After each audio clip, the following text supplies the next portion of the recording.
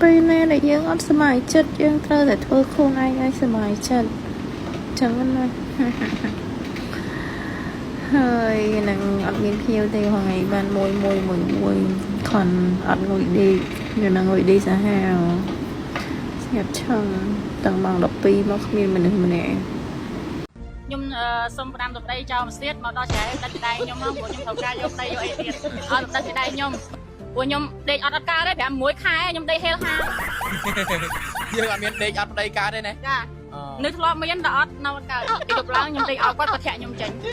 ខ្ញុំពេលហើយខ្ញុំសួរថាខ្ញុំជិះគាត់ដល់បាត់ជើងខ្ញុំសួរខ្ញុំខុសអីឲ្យគាត់ឆ្លើយគាត់ថាអញព្រោះនៅមួយថ្ងៃឡើងកើតហើយពេលម៉ោង7ព្រឹកខ្ញុំទៅធ្វើការគាត់ទេមកថាឲ្យមករៀបចំអីវ៉ាន់អញមកអញនៅមួយថ្ងៃកើតទេអញ្ចឹងខ្ញុំម៉ោង10ខ្ញុំមករៀបចំអីវ៉ាន់ឲ្យគាត់ឆ្លើយថាពេ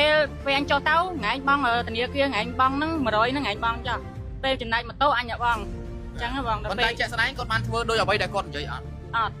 ម៉ូតូគាត់អ្នកបងឬមួយក៏យ៉ាងណាម៉ូតូគាត់បងតែបងអត់ទៀងគេទេតែមកទាខ្ញុំអ្នកអត់បានជីបានអីអញ្ចឹងអ្វីដែលយើងចង់ទទូចនៅពេលនេះចង់ឲ្យគាត់ត្រឡប់មកវិញឬមួយក៏យ៉ាងម៉េចអត់យកប្តីចោលអំសៀតហ្នឹងទៀតទេខ្ញុំសុំឲ្យមកដល់ច្រែកខ្ញុំមកដល់ច្រែកតែសំខាន់មកដល់ច្រែកដិតមេដៃខ្ញុំត្រូវការយកប្តីទៀតព្រោះអ្នកចូលអ្នកញ៉ែខ្ញុំច្រើនណាអូចាប់អត់បញ្ហារឿងបងលួម៉ូតូយកម៉ូតូគេទៅជីដុំស្រីដើរលេងទៅហឺហាបើយើងមានលទ្ធភាពដើរហឺហាយើងបងម៉ូតូគេទៀងហើយកុំឲ្យមកបំណុលមកវគ្គលើខ្ញុំ